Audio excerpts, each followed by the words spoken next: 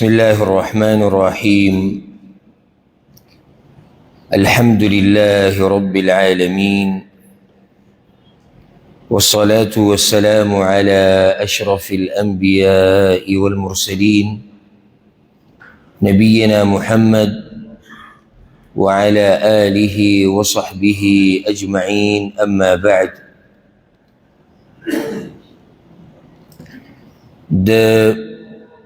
الله رب العزت د بندگانو د فطرت ته چې د دوی قصه اوریده هغه خوښي، او د فطرت د انسانانو دی. دې کې څوک داسې نشي ویلی چې نه د دینداره جدا دی او د بېدینه جدا فطرت دی او د کافر جدا دی او د مسلمان جدا دی. د فطرتي خبره ده. او د دې شروع ګوره که سوچ وکړو موږ د هغه ځینه کېږي چې کله ماشوم وړوکی نو دا ماشوم دا خوښوي چې دته مور دته پلار دته مشر قصه وکړي، قصو سره د طبیعت برابري، هغې سره ودم شي، هغې سره خوشحاله وي. بیا د هر چا مناسب قصه وي. ماشوم ته سړی یو شان قصه کوي، مشر ته بل شان کوي. الغرض مقصد زما د خبرې هغه دی چې د انسانانو فطرت دا دی چې دوی قصه خوښوي. خو دا انسانان پیدا کړي الله رب العزت دي، نو الله به د دوی نه نه خبر چې دوی قصه خوښوي، نو ځکه دوی د دې نه محرومه کړي نه دي. قرآن کې الله رب العزت په خپله قصې بیان کړي دي، په حدیثونو کې رسول صلی الله علیه وسلم قصې بیان کړي دي،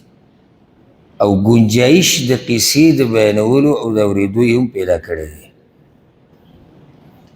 خو هغه قصې چې هغه ګټوري، هغه فایدهمنې، هغه رښتینې. د قرآن قصې دا خو د ټولو نه غوره احسن القصص، رښتینې غوره. بیا د رسول صلی الله علیه وسلم هغه حدیثونه چې په صحیح سند سره ثابت دي، خو رښتینې قصې دي. بیا سړی د خپل وخت هم قصه بیانولی شي، خو شرط دا چې رښتینې قصې ورسره دا خبره یاده کړي قصې هسې د اورېدو دپاره نه وي، د بیانولو دپاره. لقد کان فی قصصهم عبره، الله وایي په دې قصو کې عبرت دی. مؤمن سړی هوښیار بنده د الله هغه د هر څه نه عبرت اخلي، د قصې نه، د حادثې نه، د واقعې نه، چې دی هوښیار وي، دی د عقل خاوند.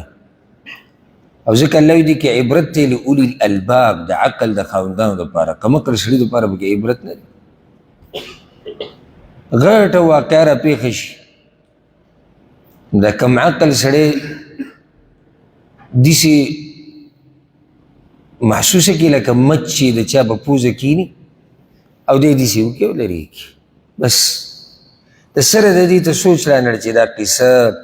دا واقعه، دا حادثه په دې کې زما دپاره څه فایده ده. قرآن کې چې کومې قصې دي هسې خو نه دي بیان شوي. رسول صلی الله علیه وسلم چې کومې قصې ذکر کړي هسې خو نه دي بیان شوي. بیا که یو عالم، یو مشر موږ ته یو قصه بیانوي، هسې خو یې نه بیانوي چېرې ټایم پاسې کوو، نه دې دپاره بیانوي چې تاسو یې واورئ او سوچ پکې وکړئ. دې کې عبرت دی، خو د عقل د خاوندانو دپاره او چې زړونه یې ژوندي د هغوی دپاره. نن به موږ هم انشاءالله یو قصه بیانو د بني اسرائیل. بیا دا فایده ده که اکثر قصې چې قرآن کې دي دا هم د بني اسرائیلو دي، حدیثونو کې چې دا هم د بني اسرائیلو دي. وجه د هغې دا دی چې دا موږ ته نږدې امتونه دي، یهود و نصارا. نصارا خو موږ ته ډېر نږدې دي، بیا د هغوی نه بره یهود دي. نو ځکه دوی موږ ته نږدې ډېر دي، نو د دوی قصې ډېرې بیانېږي.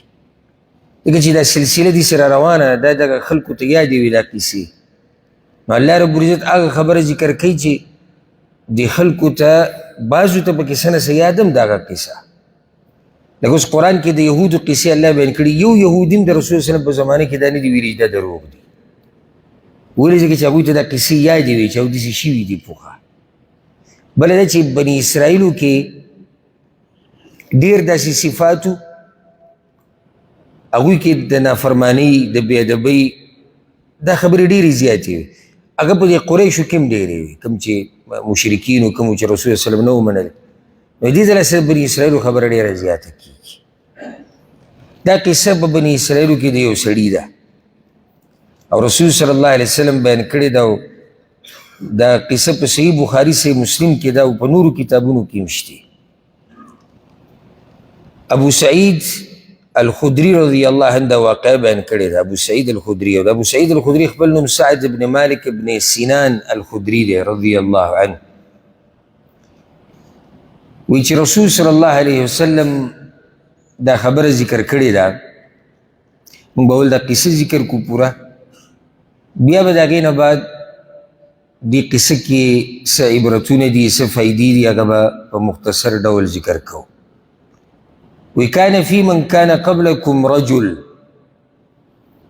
ستاسو نه مخکې چې کوم خلک به و کې یو سړی و او یو حدیث کې ښه واضح راځي چې په بني اسرائیلو کې یو سړی و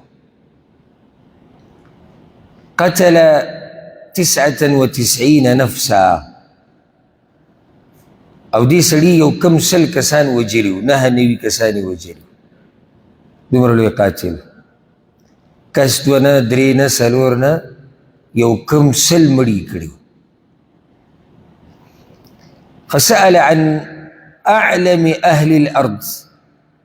نو تپوس یې وکړي چې په دې زمانه کې ډېر پوهه انسان څوک دی معلومات یې وکړو. دا یو کم سلي چې ووجل که نه نو بیا معلومات شروع کړو چې داسې پوهه سړی مې پکار دی خو هغه پوهه چې اعلم اهل الارض دی په دغه زمانه کې ډېر ټول نه ښه پوهه. فدل على راهب نو چا ورته یو راهب وښو یو پیر یې ورته وښو. راهب دا د دې نصاراو هغه پیر ته ویل کېږي او پیرانو ته نو د دې نه والله اعلم داسې ښکاري چې دا قصه د نصاراو ده او بیا د عیسی علیه السلام د اسمان ته د اوچتېدو نه بعد را واقع شوې ده چې یهودو سره علما او احبار او د دوی سره چې دی دا راهبان ډېر د پیران میران د پیري مریدي دا په دې نصاراو کې ډېره وه او شروع هم دوی کړی او قرآن کې الله دې خبرې ذکر هم کړی. فدل على راهب چا ورته ویل دلته یو پیر صاحب خواله ورشه فاتاه هغه هلته ورغی پیر صاحب ته قصه شروع کړه چې انه قتل 99 نفسا یو کم سل کسان یې وژلي فهل له من توبه زما توبه به الله قبوله کړي. د هر ټکي کې فایده ده زه به ته بیانوم خو چې اول دا قصه واورئ. قال لا توبې کوم چې کېږي توبې یو کم سل کسان دي وژلي دي کورونه دې وران کړي دي ښځې دې کونډې کړي دي بچي دې یتیمانان کړي ته راځي توبه ذکر شي. فقتله به غصه شو هغه یې مړ کړو. فکمل به 100 سل کسان یې په ده پوره کړو. بیا ګرځېدو ثم سأل عن اعلم اهل الارض بنا نه سم پوهه سړی په کار ده خو چې پوهه یې فدل على رجل عالم نو خلکو ته عالم و مخکې ورته خلکو راهب خوله پیر خوله اوس یې ورته عالم وښو ورغی د عالم خواله ورته وی انه قتل 100 نفس د سل کسان وژلي دي پیر ته یو کم سل ویلي.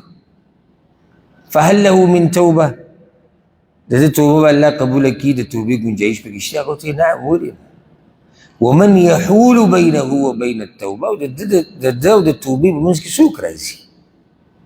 ولې به نه قبلي یو کار به وکړي هغه وایي څه وی انطلق الى ارض كذا وكذا ته به پلاني او پلاني ځمکې ته لاړ شي ځای به دې بدل کړي. اوس د دې تفصیل نه دی راغلی چې کومه ځمکه ورته ښودې ده. وګوره شریعت چې کله یو قصه بیان کړي که نه او په یو خبره کې موږ ته فایده نه وي هغه پکې پرېږدي کېدی نه شي چې یو خبره کې دې موږ ته فایده وي او هغه دې پرېږدي نو ته به پکې بیا چخچي نه وایي دا کومه ځمکه وه. لکه بعضو سره نور قصې ختمې شوي د اصحاب کهف د سپي څه رنګ و دا سپی کوم قسم و آدم علیه السلام چې کومې ونې ته نږدې شوی دا ونه ده څه وه او مار جنت ته څنګه ننوتو او وسوسه څنګه واچوي د بس خبرې بې فایدې دي څه له پکې ګوتې وهي بس عرب دا وایي چې آدم علیه السلام ورې ته نږدې شو خطا ترې شو خبره ختمه شو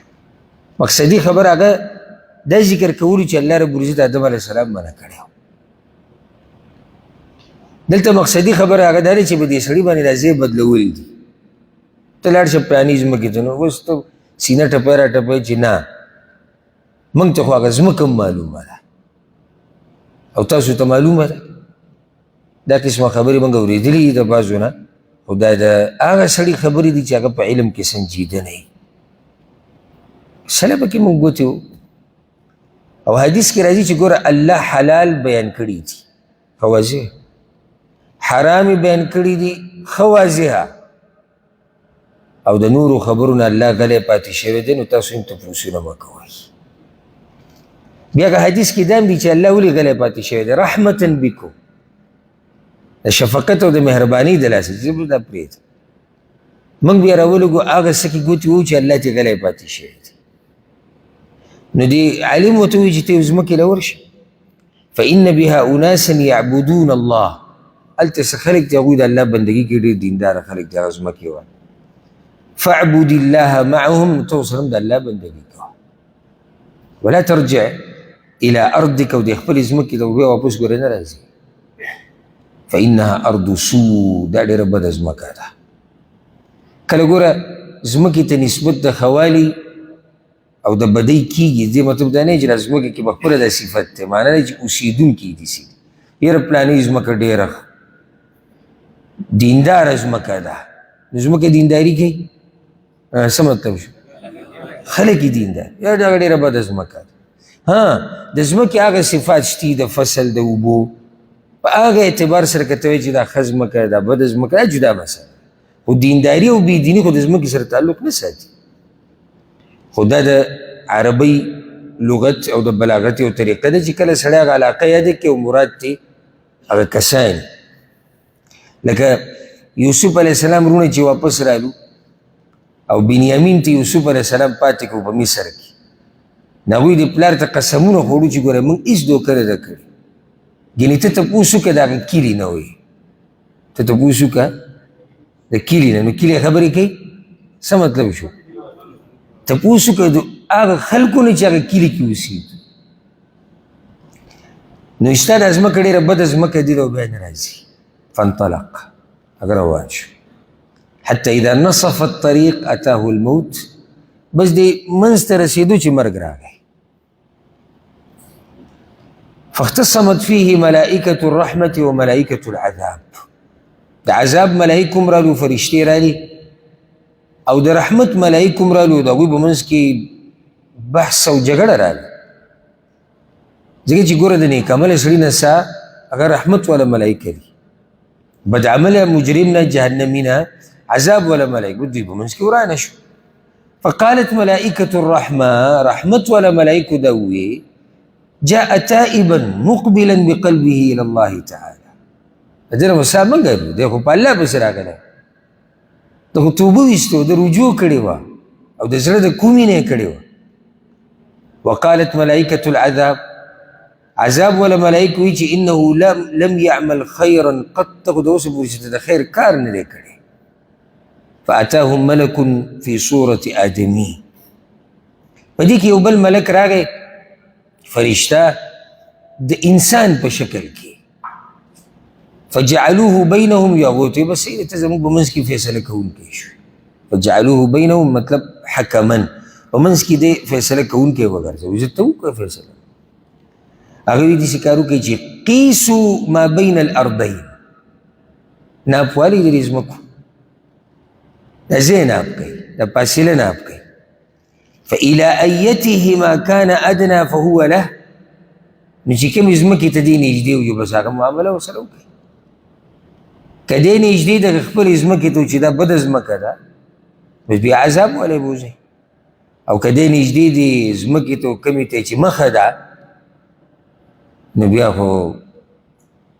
هغه ملایک به د سره معامله کوي چې هغه رحمت والا دي الله اکبر فقاسوا او زینب کو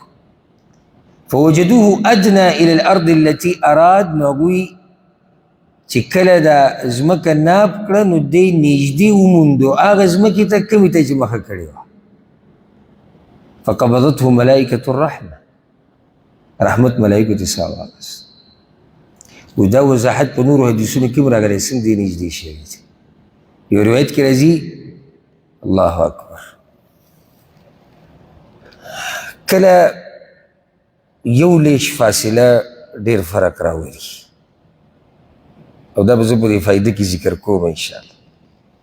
یو روایت کې راځي فکان الى القرية الصالحة اقرب بشبر یو لیش دی د ځمکې ته نږدې و کمې ته چې روان یو لیش بس معمولی مه ګڼئ دا بعض فاصلې دې باندې انسان یا د تباهی فیصله کیږي یا پې د کامیابۍ فیصله کیږي په بل روایت کې راځي فاوحى الله تعالی الى هذه ان تباعدي والى هذه ان تقربي و د ملایکو یو بل سره باس روان دی سړي پکې فیصله وکړه هغه هم په اصل کې ملک دی همدقه منځ کې رب العالمین هغه ځمکې ته وحي وکړه د کمې نه چې دی راوته وایي ته لرې شه او دا کمې ته چې روان وایي ته لږ رانږدې شه وقال قيسوا ما بينهما اوس دا زینب کې فوجدوه الى هذه اقرب بشبر نو دې کمې ته چې روان و هغې ته یو لیش نږدې و د دې بلې نه یو لیش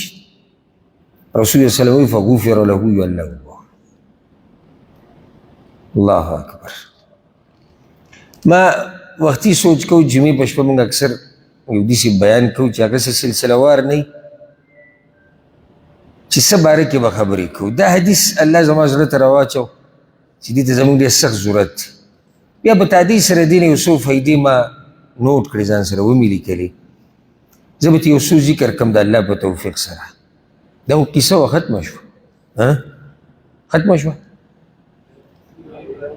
عبرت پکې دی اورېدو کې ښه نو بیانولو کې هم ښه نو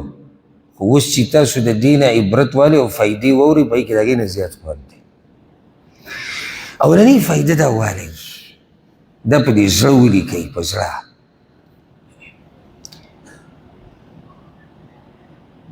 انسان که ډېر هم مالداره شي او که ډېر هم ښایسته شي که ډېر هم زورور شي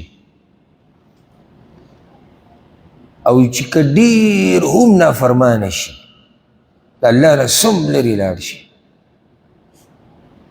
خو دا زړه د هغه وخته پورې نه په ارام کېږي چې څو پورې الله ته نه وي واپس شوی د ګناهونو هم سړی تنګوي او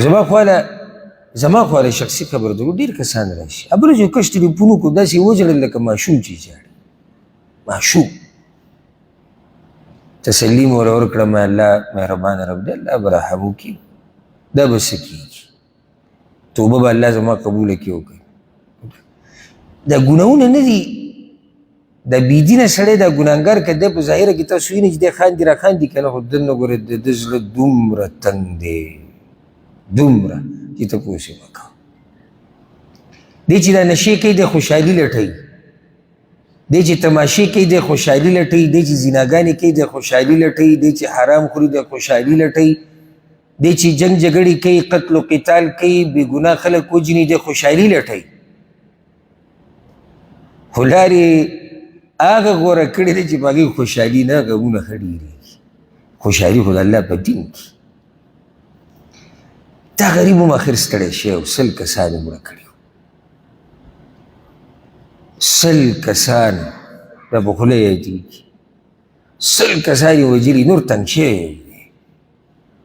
نو یو کم سړي چې ووژل نو تپوس یې وکړو خلکو ته پیر صاحب خواله لاړ شي پیر صاحب یې مړ کړو 100 شو هغه غم یې ښه ډېر شو زړه یې ښه تنګ شو بیا یې تپوس وکړو زما دا خبره یاده کوي د الله په نافرمانۍ کې زړونه تنګېږي او دا څه وخته پورې سړی وکړي بیا لار د واپسۍ لټوي ولې دا کافران چې اسلام قبول کړي ډېر متاثره کېږي دوی ولې ځکه چې دوی سره د نعمت قدري دوی د کفر او د شرک او د ګناهونو تنګ کړي دي سم چې اسلام ته کله راشي هغه زړه په ارام شي چې په ارام شي دا پیسه خرڅوي موږ ته خو اسلام په میراث کې پاتې شوی دی ځکه راسه دومره قدر نشته زه تاسو ته دا وایم د کوم مجلس کې چې تاسو ناست یې که نه تېره قسم پرې درته خورم د الله په کور کې دا خوند د بچایانو په مجالسو کې نشته دا د هغه کروڑپتی لکپتی چې د الله نه لرې دی دا د هغه په مجلس کې نشته دا په پیسو کې نشته دا په ګاډو کې نشته دا په زور کې نشته دلته چې کوم خوند او سکون او د زړه په ارام شي او ته چې کله الله ته سجده ولګې نه محسوسې تندی چې کله سړی په منځ کې الله ته کېږي که نه بس دا زړه داسې شي که نه لکه هر څه چې برابر شو هر څه چې برابر شو امام ابن القیم رحمه الله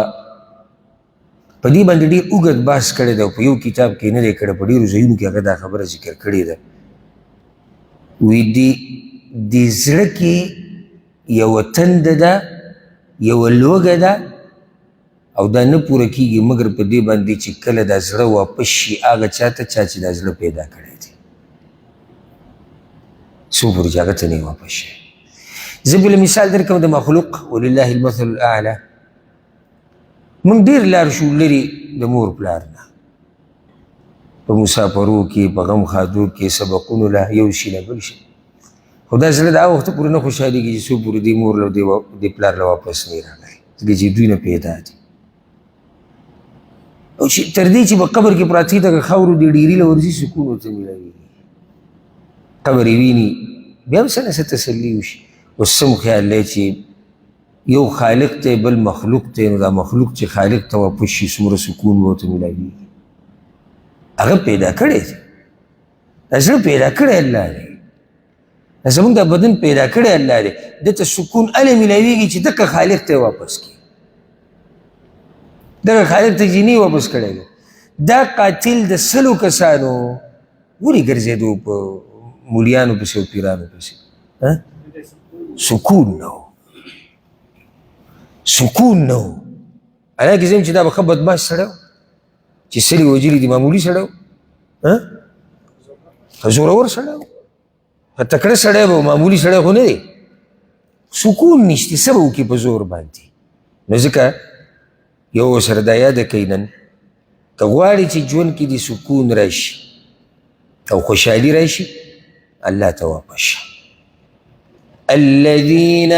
آمنوا وتطمئن قلوبهم بذكر الله ألا بذكر الله تطمئن القلوب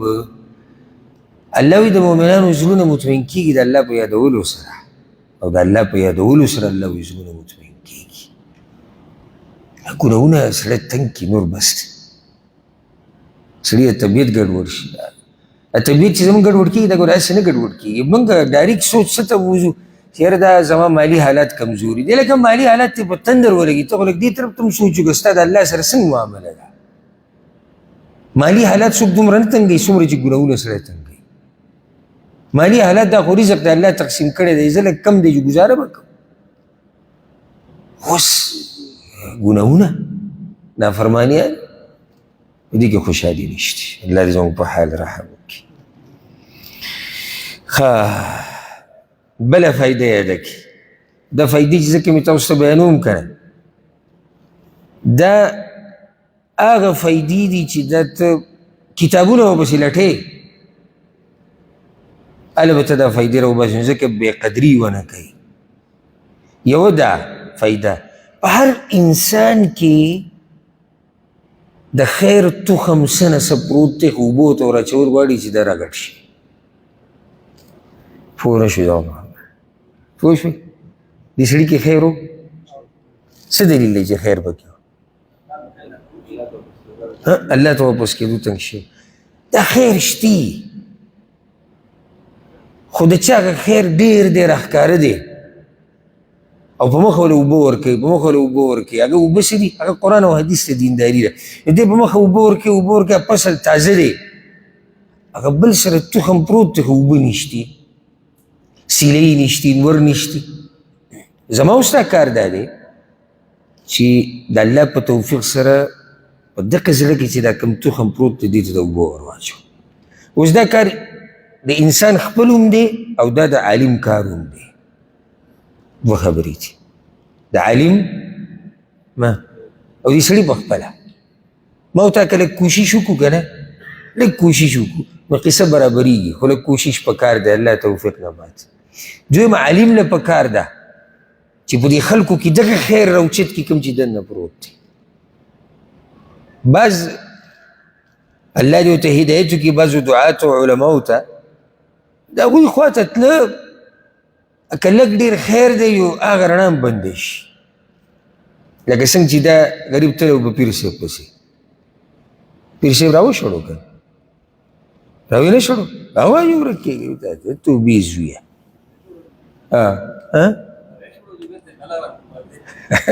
هغه وله دا قصه ختمه کړه. خو دا څنګه یې نا امیده کړو؟ نو زمونږ د معاشرې بعضو علماو د بعضو وایم ټولو نه د هغوی دا کردار دی. که شرابي خواله ورشي یو دی به ګونه ورانه کړي، که یو کس یې خواله راشي ګیره خریلې ده دی وایي زه د سره سلام نه کوم. که یو کس مونځ اودس کې لږ کمزوری دی یو دی وایي لړکوه دا خبیث. که یو سړی راشي تپوس وکړي چې مولوي صاحب زما دا توبه به الله قبول کړي، توبه شکر وباسي چې د اسمان نه باندې کاڼو باران نه کړي، ته توبې لکه څه له ولې سړی نه امیده کړي. هغه کې دومره خیر دی چې ستا خواله راغی، چې راغی ته یې لږ نور رانږدې کړه. او د رسول وسلم خواله چې هغه ځوان راغلی وي زنا کوو، قصه تاسو نه ده رسول وسلم پوه کړو. هغه وایي زما دې په الله قسمي چې د رسول وسلم خواله راتلمه که زما په دې دنیا کې یو ارمان و نو هغه دغه و چې زنا وکړم، او چې د رسول وسلم د خوا نه تلم که په دنیا کې زما یو شی بدي شو نو هغه دغه زنا وه. ته یې رانږدې کړه، سینې ته رانږدې کړه، کښېنه ځان سره خبره ورته وکړه. نو په هر انسان کې خیر پروت دی، خو د بعضو هغه داسې دی چې هغه اوبه غواړي، سیلۍ غواړي، نور غواړي چې دا راوچت شي. نو دا کار به دی په خپله کوي یو، او دویم دا کار د عالم او د داعي په ذمه دی چې دی په دې خلکو کې دغه خیر راوچت کړي. بله فایده، درېیمه فایده دا یاده که د خیر چابي وګرځه او د شر چابي مه ګرځه. د خیر چابي وګرځه، د شر چابي مه ګرځه یا کونجي، او د شر دپاره ټاله وګرځه او د خیر ټاله مه ګرځه. سړی به وایي چې قصه څه روانه او ته لاړې کوم ځای ته، او که نه قصه همدغه روانه ده. پیر صاحب د خیر ټاله ګرځېده، پیر صاحب د خیر ټاله ګرځېده، او ګوره هغه عالم ته چې هغه د خیر چابي وګرځېده. ځکه حدیث کې راځي چې د الله بعض بندګان د خیر کنجیانې دي او بعض د شر کنجیانې دي، او بعض د خیر دپاره ټاله ده بندی، او بعض هغه نیکعمله دي چې شرونه بندی. دلته اوس وګوره پیر صاحب څومره لوی نقصان وکړو. خیر یې بندو که نه بندو په سړي باندې؟ ټول خیر یې بندو. نو ته هم داسې کار وکړه چې په خلکو باندې دروازې د خیر مه بندوه، او مه د الله بندګان د الله نه امیده کوه، مه نه امیده کوه څوک، که دیني مسله ده او که دنیوي. زه اکثر چې د ملګرو سره کښېنم که نه، نو زما خپل ذهني د عادت ته یو ملګري ته هم دا نه یم چې ستا دا مسله ډېره ګرانه ده، چېرته هم دا نه یم الحمدلله، خو زړه کې راته پته چې ښه ګرانه ده. دلته یو کس ته څه مسله راغلې وه، ډېره مخکینۍ خبره ده، 2018 به و که 18 نو د هغه مسله ډېره پیچیده وه، او د خلکو سم یرولی و، داسې ګډوډ کړی و که نه چې زه تاسو ته څه ووایم. ما سره ملاو شو، چې ما سره ملاو شو ما ته وایي چې مسله دي شو مسله دي شو غریب د مخ نه پته لګېده ما ورته ما مسلې سره به وروسته ګورو راځه اول سزي ته ورځو جوس کو تازه یا طبیعت برابر کو لږ به ساه ازاد کو ویسې ګاډي ته وکړو لا به جوس وڅښو بیا مې مسله اوس بیان مسله هغه بیان کړه ما ته پته ولګېده دا خو ګرانه ده انساني اصولو مطابق الله ته څه ګران نه دي خو زموږ د اصولو مطابق نو بیا هغه ته ما هیله بیله ده هغه ما ته وویل دا وړه ده نو ما ته خو هېڅ مسله نه سړی چې د غټه مسلې بیانې کړي ته دا وړې خبرې دې رااګستې دي لوی سړی ته ځان ته وګوره ځوان سړی ښایسته سړی د خپلو کارونو ته وګوره ته دې بدن ته وګوره په کار دی ته بل حوصله ورکړې ته ځان له دومره ګډوډ دا خو یو څو ورځو کې الله حل کوي د خپل رب نه امید ساته ته به ورته دا منډه ووایې یاره دومره خوشحاله وه په دې واپسې کې چې کله ته ما ته وایي زما دې په الله قسم وي دومره زه ګرځېدلی یم په دې مسله کې که چا ما ته د اوسه پورې دا خبره کړې کومه چې تا نه وکړه و د ده نیمه مسله حل شوه د نیمې سره د دې اوس ګوري مخکې نیمه حل شوه من کې دا مرض دی بیا خصوصا خفه کېږو نه پښتنو کې یعنې که یو سړی معمولي بیمار وي نو ته بس الله دې ته خیر کړي زموږ لکه څه مطلب دی ستا نه بس دې سره زموږ هغه نیا مړه والله زموږ نیکه مړ و دا څه خبرې دي کول نن څه زیړ زیړ نه یاره دا زموږ سوالونه دي دا لکه سړی حیران شي سړی چې دې سړي ته اوس څه ووایه څه نری نری کېږي نه سی چل دی که ته ورته وایې چې ما ته دا پلاني مسله مالي راغلی اوهو مالي زه الله دې مړ شم بس هغه غریب په ښه په سوچ کې شي چې الله ګوره څه وشو نو ګوره د خلکو امیدونه مه ختموئ د خلکو امیدونه رسول وسلم هغه حدیث کې څه وایي وایي چې کله تاسو لاړ شئ د مریض خوا له تپوس له فنفسو له فی الاجل د ده امید پیدا کړه په ژوند کې دا صرف قانون دلته نه د مریض په خوا کې هر چا ته چې څه مشکل دی ته ورته امید د دې مشکل د ختمېدو پیدا کړه او الله رب العزت پې ختم کړي نو د خیر چابي وګرځه د شر مه ګرځه او د شر ټاله وګرځه د خیر ټاله ونه ګرځي ورسېدی به که نه ښه یو فایده به راته ذکر کم تاسو به ورته تعجب وکوئ او هغه دا د عالم د کس ته څه ووایي چې څه وکړه دا خپله ځمکه پرېږده بلې ځمکې ته لاړ شي زه تاسو نه سوال دا کوم چې ورته یې ووایي ستاسو دا کلی ډېر بد کلی دی ستاسو دا کلی ډېر بد کلی خلک یې ښه نه دي نو دا سړی قاتل دی که مقتول دی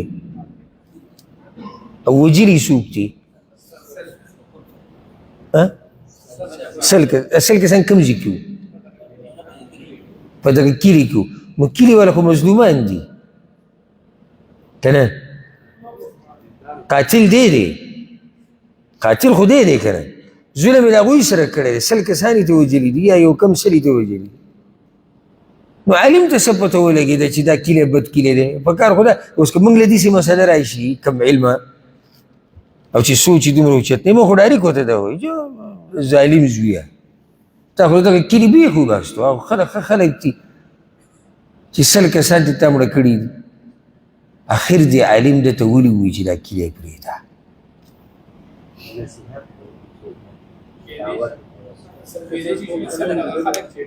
دا مشهور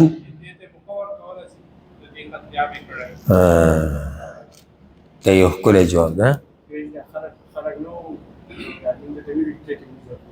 یعنی مشهور به دي د دې جواب ګوره دا دی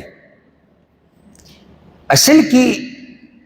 د عالم دا اندازه د دې ځینې ولګوره دا پټه اشاره ده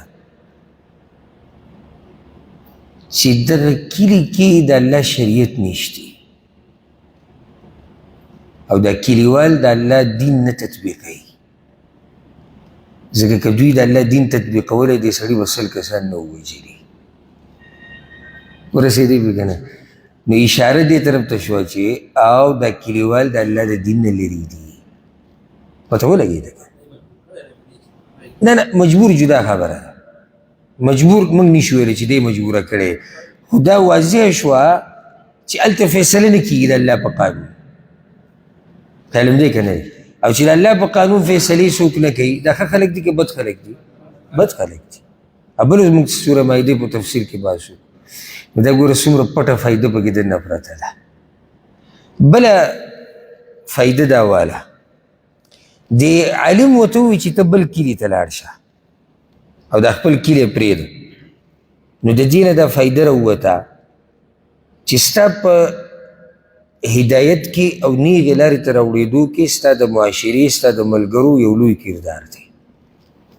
او ستا مرضي دی بدعملو سره چې کښېنې په ګډه وډه به یې لکه څنګه چې دا سړی و که غواړې چې دیندارۍ ته راوړې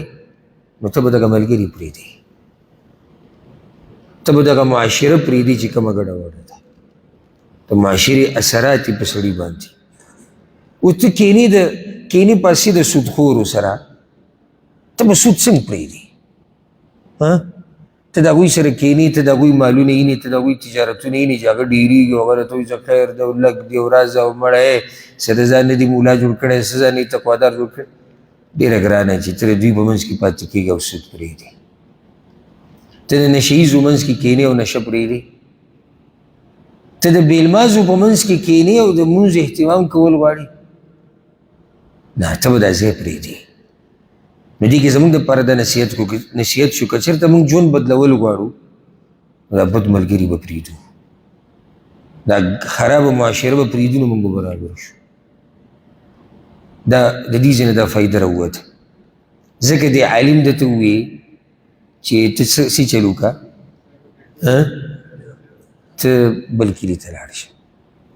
او کلی د چا د دیندارو خلکو دیندارو خلکو خواله ځای راځي علماو سره کښېنئ پاسې د پرهیزګارو خلکو سره کښېنئ پاسې دا په سړي باندې اثر کوي بله فایده دی په دې دیندارو ملګرو کې که نه که ته کږېږې را کږېږې ته نیغې د الله په توفیق سره لکه ته پروت یې د سهار اذانونه او اقامت او مونځ وشي او ستا د ملګري نیک عمله دي تا به پرېږدي خوب دی شرط دا چې نیک عمله وي دا نه پرېږدي داسې او که نه کېده کېدی شي کمرې نه دي وباسي دا خبرې تا مجبوره کوي چې ته منزله راځي خو چې اووه کسان دي شپږ اوده پراته دي دا یو پکې منزله ځي یو ورځ به داسې راشي چې دی به ورسره اووم شي هغه به خوب پوره کوي بیا هېڅ هغوی نه به متاثره شي نو دا یو فایده دې ځای نه راووته که ژوند بدلول غواړئ ملګري به ورته بدلوئ ملګري به بدلوئ معاشره به بدلوئ د کور ماحول به بدلوئ که غواړي چې ستاسو بچي دینداره شي که نه هغوی ته به ماحول جوړوئ الله رب العزت چې زمونږ معاشره نیکه معاشره وګرځئ ښه الله اکبر یو بله فایده چې سړی پکې سوچ وکړي که نه ته یو قدم خو واله په الله پسې او بیا وګوره چې الله څه کوي ته یو قدم واله بیا ګورې چې الله څه کوي خو ته خو قدم واله که نه موږ قدم نه الو د الله طرف ته دومره ځان کلک کړی دی دومره په دې ګناهونو کې ورننوځو ورځو د الله طرف ته یو قدم واله یو قدم ستا ژوند بدلوي دې سړي سره یو قدم سي چل وکړو د الله په توفیق یو قدم یې اخیستی یو قدم و ده قدم د څه چې دی ګرځېدو په توبې پسې ته خو یو قدم اوچت که که ته خو لږ ور مخکې شه که نه تاسو زه بار بار درسونه کوم رب العالمین بانه غواړي ګورې دومره مهربانه رب دی که نه بانه غواړي چې دا بندګان جنت ته لاړ شي خو چې په دې کې بنده جنت ته لاړ نه شي دا ډېر لوی بدبخته دی وایي ته که منزله لاړې د یو قدم سره ګناه ریږي د یو قدم سره نیکیانې ډېري که دا عبادت دې وکړو د یو کال اجر که دا عبادت دې وکړو 2 کالو ګناهونه معاف کېږي که دا عبادت دې وکړو لکه دومره غلامان چې آزاد کړو که دا عبادت دې وکړو داسې که دا څومره اجرونه الله ورکوي دلیل دی په دې باندې چې رب العالمین معمولي بانه غواړي هغه دا خوښوي چې دا بندګان لاړی جنت ته او ځکه الله په قرآن کې وایي ما یفعل الله بعذابکم الله ستاسو له عذاب درکولو باندې الله څه کوي؟ الله ته څه فایده ده؟ سره الله بچایي پې ډېرېږي چې موږ له عذاب راکړي، د الله زور پې ډېرېږي چې موږ له عذاب راکړي. خو چې یو بنده په خپله نښتی دی چې نه ما له عذاب راکړه، نو بیا خو الله عذاب ورکوي. موږ یو قدم نه هلو په الله پسې. ته خو یو قدم واله ګوره، الله رب العزت دا ژوند ټول بدلوي. د کومو ملګرو چې اراده د ژوند بدلولو ته زه هغه ټولو ته دا وایم، اول خپل ځان ته وایي. تاسو د نن یو قدم والئ د الله طرف ته او د الله د دین طرف ته، دې سړي له الله څنګه کامیابي ورکړه؟ حالانکې د ګټه توره نه ده والي، څه ګټه توره یې والي ده؟ څه چلې کړی دی؟ یو قدم یې د الله طرف ته اخیستی دی، او هغه یو قدم دومره برکتي و که نه چې غفر له رب العالمین د هغې د لاسه هغه سړی بخښلی دی. نو خیر دی یو قدم واله، او ته به یو قدم والې او رب العالمین به دومره څه درکړي چې ستا په ګمان کې هم نه راشي. ښه، رب العالمین همدقې ته ګوري، زموږ د قدم اخیستو ته، زموږ د تکلیف ته، زموږ د قربانیانو ته. یو سړی د شپې راپاسي تهجد کوي، په توره تیاره کې ولاړ دی، رب العالمین دې ته ګوري. دا د څومره لوی قدم اخیستی د الله طرف ته چې په جمعې کې راپاسېدلی دی د کمبل نه، د بړستنې نه، او الله ته ولاړ دی. قدم دې ته وایي. یو سړی ګوره روجې نیولي ده او شونډې وچې شوي دي، ستاسو څه خیال الله یې نه د دې قدم بول الله څه ورکوي؟ یو سړی تلاوت کوي او خوله یې وچه شي، مرۍ وچه شي، ټیم یې ورکړی دی. یو سړی مانځه ته راغی، کاروبار یې بند کو، ملګري یې پرېښودو، ښځه او بچي د هغوی سره ناسته پرېښود. څه خیال الله دا نه وي؟ یو سړی ځان ستړی کړي، خوله ترې وبهیږي، پیسې وګټي، الله په لار کې ورکړي. ستاسو څه خیال الله دې نه خبرېږي؟ دې ته قدم اخیسته. ته یو قدم واله د الله طرف ته، او بیا ګوره چې الله رب العزت تعالی څه درکوي. موږ قدم نه هلو، موږ کوشش نه کوو، موږ محنت نه کوو. او بیا درته م ووایم چې زموږ هغه کوشش به هېڅ هم نه وي، او رب العالمین چې سره کړي هغه به ډېر څه وي. الله دې موږ له د دغه قدم د اخیستو توفیق راکړي. ښه، بله لویه فایده سبا بل سبا مه کوه. که دې سړي سبا بل سبا کړی وی، څه مو خیال؟ عمر خو را روان و که نه، او څومره نږدې و، خو که ده ویلی وی چې سبا به توبه وباسم، څه مو خیال دی؟ ده سره څه کېږو؟ تباه و برباد. سبا بل سبا مه کوه. ګوره دې سړي د توبې اراده وکړه او مرګ راغی، که ده نه وی کړی. زما استاد دغه کیسه ده. سبا نه به توبه وباسو او که مرګ راشي، سبا به ګیره پرېږدم که مرګ راشي، سبا نه به جي بس مونځ اودس شروع کوم، سبا نه حرام پرېږدم، سبا نه صدقه شروع کوم، سبا نه اذکار شروع کوم، سبا نه تقوا ځان کې راولم. سبا پرېږده را سبا، کافر سبا دی، زموږ د سبا چېرته نه راځي. او سبا بیا موږ بل سبا وایو، او بیا سبا او سبا. او د بعضو لنډه دا سبا یې دا دی چې کله دی بوډا شي بیا به ګورو، او که مرګ راشي. دې بني اسرائیلو کې چې کوم قاتل و د 100 کسانو، که دله مرګ راغلی وی او د سبا بل سبا کولی، دی خو تباه و برباد شوی. د 100 کسانو قاتل به الله ته مخامخ کېدو. ځکه درته دا ویم سبا بل سبا مه کوه. ځکه چې ولې مه کوه؟ موږ ته هغه مسافه، هغه سفر اندازه نه ده معلومه څومره چې زموږ پاتې دی الله ته. د دې سړي ګوره ډېر لږ سفر پاتې و الله ته، ډېر یې کړی و، لږ پاتې و. خوش قسمتۍ ته وګوره پاک ته لږ سفر کې چې معمولي سفر پاتې و، دی الله ته واپس شو. اوس ما ورته چې دا و چې سبا بیا سبا بیا سبا، موږ به کله رسو الله ته؟ سفر مطلب مرګ، کله به موږ رسو الله ته؟ کله به الله ته مخامخ کېږو؟ کله؟ هېڅ پته نشته. نو چې هېڅ پته نشته، نو بیا موږ ولې په توبه کې سبا بل سبا کوو؟ بیا ولې موږ په دیندارۍ کې سبا بل سبا کوو؟ سبا به راورسي، سبا خو پرېږده. عبدالله ابن عمر رضی الله عنهما هغه نصیحت به تاسو ته یادي، واذا اصبحت فلا تنتظر المساء، چې سحر شي د ماښام انتظار مه کوه، چې ماښام شي د سحر انتظار مه کوه. سبا پرېږده چې د باندې ورځ راله د شپې انتظار مه کوه، چې شپه راله د ورځې انتظار مه کوه. لا موږ پراته یو سبا هم پرېږده. اوس چې کله بوډاګان شو مړه اکثر ورته دا بعض ووایي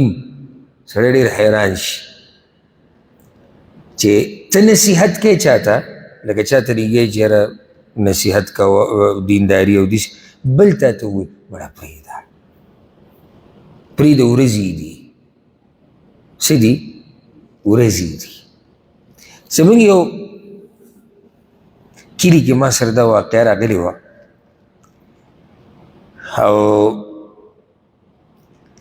یو مشره زنانه وه زموږ داسې لرې خپلوانو کې هم راتله، د هغه تپوس راغلی و. زه په هغه ورځو کې کلي کې وم، دا مخکې خبره د نن نه تقریبا 12 کاله داسې به کېږي. نو هغه ما سره کېناسته، ګپ شپ یې لګول، ما ته وایي چې دا اوس الله دې به رحم وکړي جهالت دی نو څه وکړو. ما ته وایي چې دا تا دا ږیره داسې پرېښودې ده هلکوالی دی دا وروسته چې ته سړی دومره سختي دې شروع کړې ده او دې پیسو ته دې وګوره او دا ګیرې ته وګوره او په دې عمر کې ته وړوکي هلکې داسې وته د هغې سره خو ما 2-3 خبرې وکړې ځکه چا به د چا پلار پوه کړې و، عمر ډېر زیات و او هغې چې دا کومه خبره وکړم د جهل د لاسه وکړه، الله دې ورته وبخي دا خبره. خو دا ګورې زموږ د معاشرې حقیقت دی، په دې به سترګې نه پټوو.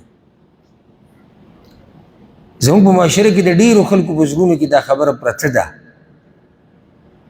چې د دیندارۍ وخت هغه هله دی چې کله ته د 50 نه 60 نه واوړې او ټوکي سره د اودس ماتېږي که نه، نو بیا به دیندارۍ سره او دین سره ګورو. په ځوانۍ کې کوه چې څه کوې کوه، که نه زما دا خبره غلطه ده. او که په دې ځوانۍ کې مړ شوې بیا به څه کوو؟ که د 40 کالو پوره کېدو نه مخکې مړ شوې، که 50 نه مخکې مړ شوې بیا به څه کوو؟ او آخري وخت کې هغه دینداري کول زه دا نه یم چې الله یې نه قبلوي، الله قبلوي، الله د هر عمر بندګي قبلوي، خو د آخري وخت د بندګي داسې لږه مجبورتیا هم شي د سړي که نه. کور کلي کې داسې هم خلک تنګ وي، ټوخېږي راټوخېږي او دا چغې چغارې او جګړې په جومات کې پروت دی ښه په ارام، کور والا هم خوشحاله او دی هم خوشحاله، هېڅ هم نشته. شهوت ختم، ښایست ختم، زور ختم، مال بچو ته واوړېدو او نور تقریبا د عمر په ډوبېدو وي.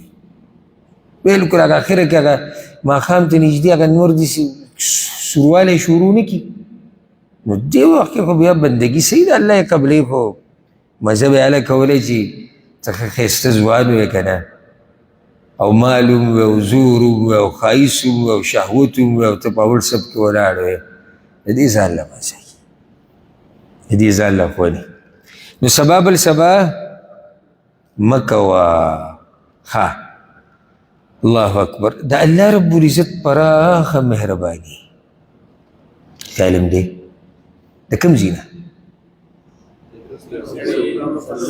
د یوې ځمکې ته الله ووایي ته لرې شه، د بلې ته وایي ته رانږدې شه. څومره مهربانه دی والله. که دومره مهربانه په موږ باندې زموږ د مور او پلار وي، خو موږ د هغه مهربانه رب در پرېښودی دی، موږ ته در پرېښودی. که نه الله رب العزت قرآن کې یو ځای کې وایي وربک الغفور ذو الرحمه، په بل ځای کې الله وایي وربک الغني ذو الرحمه، او رب ستا د رحمت خاوند دی د مهرباني. د سوره مایده تلاوت چې کله سړی کوي که نه، نو د سوره مایده کې الله دا خبره ذکر کړې ده، وایي هغه خلک کافران دي چې کوم وایي چې الله د درېو درېیم دی، په نصاراو باندې رد کوي، او هغه خلک کافران دي چې کوم وایي چې عیسی علیه السلام اله دی یا د عیسی علیه السلام مور اله دی. اوس دا معمولي کفر دی که غټ کفر دی؟ چا چې دا کفر کړی غټ کفر یې کړی. الله هغه ایتونو منځ کې څه وایي؟ حیران به شي د الله د مهربانۍ ته. افلا يتوبون الى الله ويستغفرون. الله وی توبه ولې نه وباسي، بخنه ولې نه غواړي. یعنی رب العالمین غواړي که دوی بخنه وغواړي زه یې بخم الله وایي. اگر چا چې ورسره شرک کړی دی، کنځلې پسې کړي دي، خنداګانې پسې کړي دي، رب العالمین که دوی توبه وباسي دومره مهربانه رب دی. خو که موږ تعالی قدم والو که نه، موږ قدم نه الو بیا هغه خبره ده. یعنې دې سړي څه توره والده څه وزن اوچت کړی دی، یو قدم او رب العالمین ځمکه رانږدې کړه. ته قدم واله، رب العالمین به راته لاره اسانه کړي او برابر به کړي، لکه څنګه چې ده ته اسانه کړه. ډېر مهربانه رب دی. دا بس خبرې سړی ډېر خوشحالي او د سړي ډېر امیدونه پیدا کوي. او یو هغه نه دی، هغه حدیث چې دی صحیح بخاري کې هم دی، په نورو کتابونو کې هم دی. رسول الله صلی الله علیه وسلم وایي الله څه لیکل کړي دي او ځان سره د عرش په خوا کې ایښودي دي. الله لیکل کړي دي د عرش په خوا کې ځان سره ایښودي د هغه سره دي. او په هغه لیکلو کې یوه خبره دا لیکلې ده چې زما رحمت زما په غضب زورور دی. دا ډېره خوشحالۍ خبره ده. دغه چې موږ د خپلو ګناهونو ته وګورو، د حالاتو ته ناامیده شو که نه. دا بعض خبرې واورو ډېره امید هم پیدا شي، ځکه چې دغه کنده کې یوازې پرېوته الله ته ډېره ګرانه شپه موږ ته پرته ده. او که الله رحم ونه کړو په هغه ورځ په موږ باندې نو هر څه لاغو ختم شو. خو الله مهربانه رب دی. زه یو خبره ته ذکر کړم ذهن ته مې راله. د دې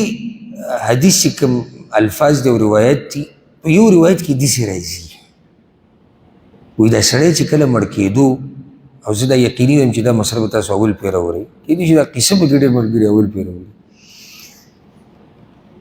هغه روایت کې ورسره دا الفاظ زیاتي دي. ګوره وی فنأ بصدره نحوها، وی کله چې د دې سړي نه ساه وته، ساه د چا نه؟ د قاتل نه. دا سل کسانې چې وژلي دي، وی چې کله ترې ساه وته که نه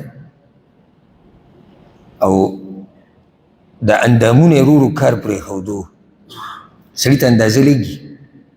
دا حال به په موته باندې راځي یوه ورځ، خو په هغه ورځ به موږ بیانولی نه شو. نور دا به راځي دغه شان د دې خپو نه شروع شي،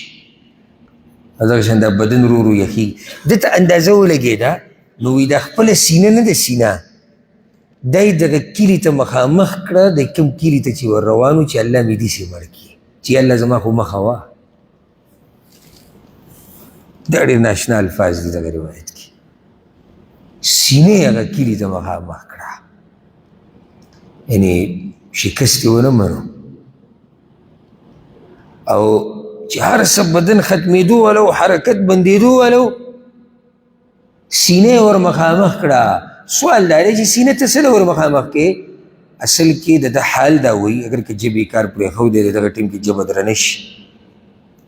چې یا الله که دا بدن زما ودرېدو نو زه ګوره زه دغه کلي ته په زړه سره روان وم، نو زړه مې اوس هم هلته روان دی، بدن خو دلته پاتې شو، خو زه د زړه د کومې نه هلته ور روان وم. الله اکبر.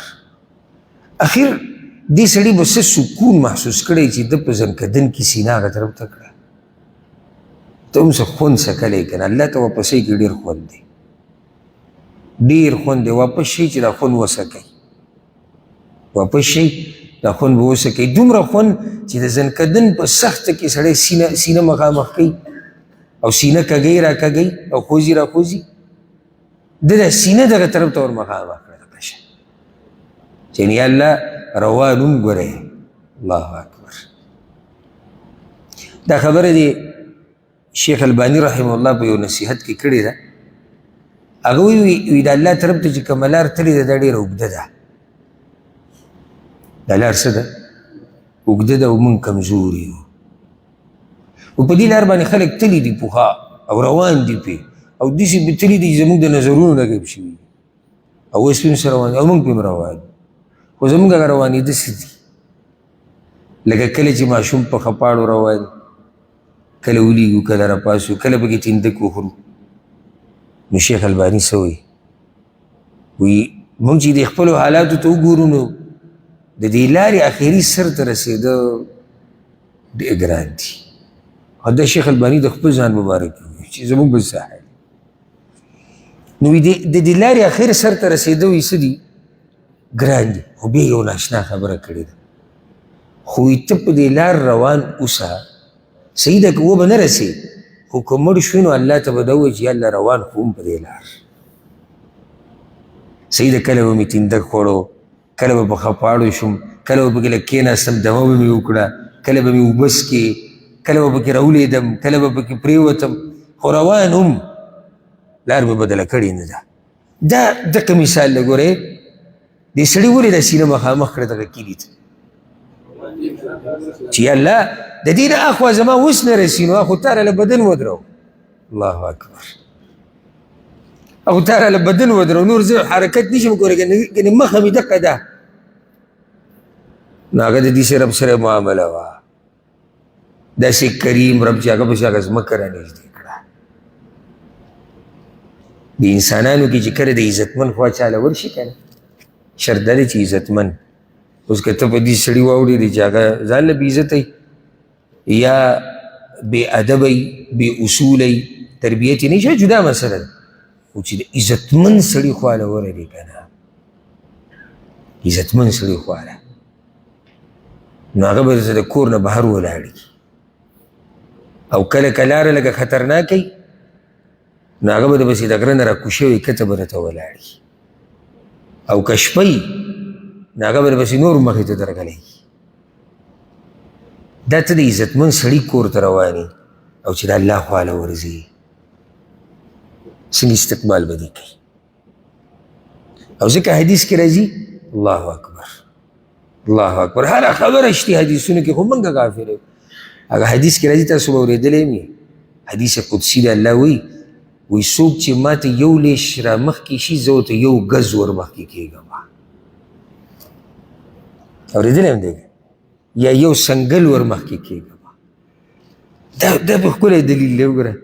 او مثال دی دی یو لیش ور مخکې شوی دی رب العالمین پسې دومره را مخکې شو چې هغه ځمکه پسې را نږدې کړه خو ته خو الله له ورشه که نه ته د الله در له ورشه ته د الله میلمه شه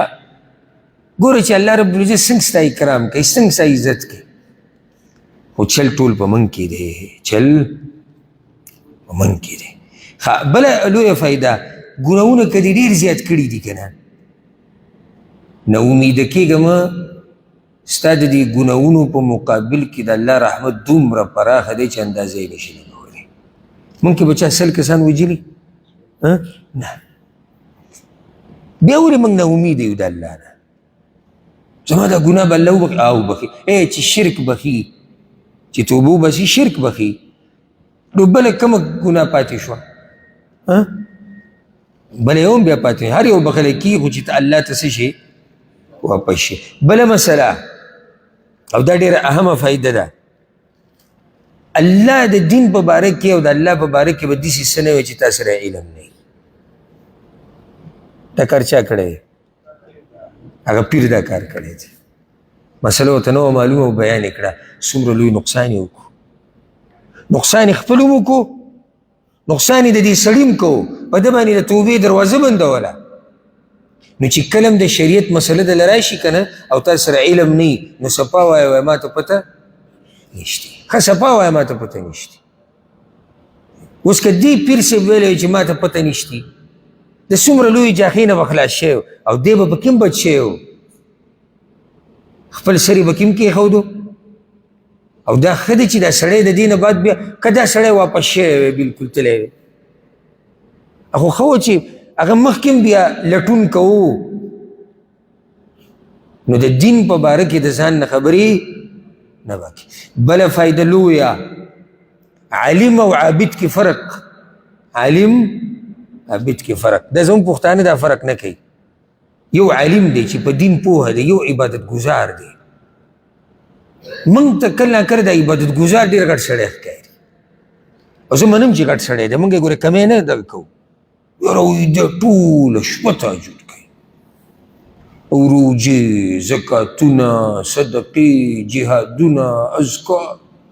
غټ کار دی، غټ عمل دی. خو بیا هم په ده کې او په عالم کې فرق دی. عالم که عبادت لږ هم کوي که نه، خو د ده نه ډېر اوچت دی. عالم که عبادت لږ هم کوي، د عابد نه ډېر اوچت دی، ډېر اوچت دی، د سره مقارنه نه کېږي. او فرق دلته وګوره که نه، پیر صاحب عابدو، پیران د عابدانو ته ویلی کېږي چې دوی په ګرجو کې به ناستو، په ځان یې دنیا بنده کړې وه، څومره عبادت ګزار دی. او هغه عالم ته وګوره، فرق مو ولیدو؟ هغه عالم خبرې ته وګوره او د عابد خبرې ته وګوره. نو ځکه زما دا یو نصیحت واورئ چې د مسلې تپوس کوئ نو د عالم نه یې کوئ، د ګیرې والو نه یې مه کوئ. سړی به ما ته وایي چې د عالم خو هم ګیری نه، بیا پوه نه شوئ زما په خبره. مطلب دا دی چې صرف تپوس په دې مه کوه چې د دې سړي ګیره ده، او صرف تپوس په دې مه کوه چې د پټکی دی، او صرف تپوس په دې مه کوه چې د جومات په اول صف کې دی. زه منم دا ښه سړی دی، د ده پټکی دی، د ده ګیره ده، د عبادت کوي، دا خو ډېر اوچت انسان دی. خو تپوس دا وکړه چې دا عالم دی که نه دی، ورسېدی په دې که نه. ښه، بله مسله، مرګ اچانک راځي، هېڅ پته نه لګي، نو ځکه خپل معاملات هغه برابر کړه. بله مسله هغه دا یاده کوي، دې سړي قتلونه کړي دي، نو قتل څنګه معاف کېږي؟ دا به تاسو ته زه یو فایده ذکر کړم، اگر که ډېره اوږده ده خو زه به ته خلاصه ذکر کړم. ګوره، کوم سړی چې راولګي او بل مړ کړي، په ده باندې درې حقه دي. څو؟ درې. یو حق د الله دی، یو حق د مقتول دی کوم چې وجلی شوی دی، او یو حق د خپلوانو د مقتول دی. څو حق شو؟ درې. دې سړي توبه وویسته، واضح دی چې حق د الله دته څه شو؟ معاف شو. ځکه چې الله دته ویلي ته به په ناحقه وجل نه کړې او ده وجل کړي دي، الله به ورته معاف کړي. اولیاء د مقتول خپلوان، دی به د هغوی خواله لازم ورځي. تاسو دیت غواړئ، تاسو ما نه بدله لئ، که تاسو ما هسې معاف کوئ، دی به دا مسله د هغوی سره هلته صفا کوي. پاتې حق د چا شو؟ د مقتول. هغه نه معاف کېږي، هغه نه معاف کېږي. ما یو ورځ د یو عالم کتاب کتو، هغه دې حدیث باندې لیکل کړي وو، خو داسې خبره ولیکله که نه چې زما داسې لیکلي وو، زما په دې جسم باندې دا غونې ذکر شو، رب الکعبه، او ځان سره مې ډایرکټ په ډایرۍ کې نوټ کړه، داسې اهمه خبره. وی ګوره چې دې سړي 100 کسان وجلي دي، او د 100 کسانو حق دی په ده باندې. سید الله خو ده ته خپل حق معاف کو، خو د دې 100 سره به دی څه کوي؟ نو هغه ورته لاندې لیکلي دي، وایي نور خو علم د الله سره دی، خو چې الله ترې راضي شو که نه، هم دقه رب به له دا 100 کسانو د قیامت په ورځ راضي کړي او ده ته به دا حق معاف کړي. کله داسې که دنیا کې خیر کړی داسې مخوري سړی چاله بوځي که نه، هغه وایي مړی زه خیر دی، زه خیر یې ته ورته معاف کړه، ته به لازم معاف کړې، ځکه چې دومره قدرمن سړی راوستی دی، دومره مخوري سړی راوستی دی. زه لکه پلاني زه خیر دی، زه ته بس غلی شي. هغه وایي بس څه تاسو وایئ؟ نو چې اوس الله هغوی ته وایي چې زه بس دی غلی شئ نو معافي کوي. الله اکبر. قیامت پر ورځ ورته الله وایي زه بس تاسو یې معاف کوئ. نو چې دومره الله معاف کړی دی، نو زه هم دا وایم چې دومره الله معاف کړی دی، مخکې به ورته هم الله لاره اسانه کړي، چې دومره دی په رښتیني زړه سره الله ته واپس شوی دی، او دا سینې دې کلي ته مخامخ کړې ده، او په داسې حال کې مړ شوی دی. نو انشاءالله امید دی چې نوره مخکې قصه به هم درته اسانه شي. وخت ختم شو، ګینې فایدې ډېرې زیاتې پاتې دي، ډېرې زیاتې. صرف ما چې کومې را جمع کړي وو هغه 140 فایدې وي دې کې، او په 140 کې موږ یو څو بیان کړ، او هغه یو څو ما کوشش وکړو چې هغه اهم او فایده مني. امید دی چې تاسو به دې واقعي نه عبرت اخیستی انشاءالله، او دا واقعه به زموږ په ژوند کې د الله په توفیق سره یو بدلون راولي انشاءالله، او یو قدم به والو الله ته که نه، یو قدم واله. او زما دا خبره چې جومات نوځي یاد ساته، یو قدم والا او دویمه یو لیش قدم ګوره کله د انسان هر څه بدلوي او دریمه ته په الله پسې یو لیش قدم والا هغه د پسې یو ګز را نږدې کېږي هغه ته هر څه اسانه الله رب العزت دې موږ له توفیق راکړي چې هغه ته واپس شو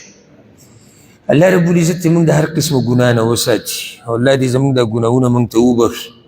او الله رب العزت دې موږ له د رښتینې توبې توفیق راکړي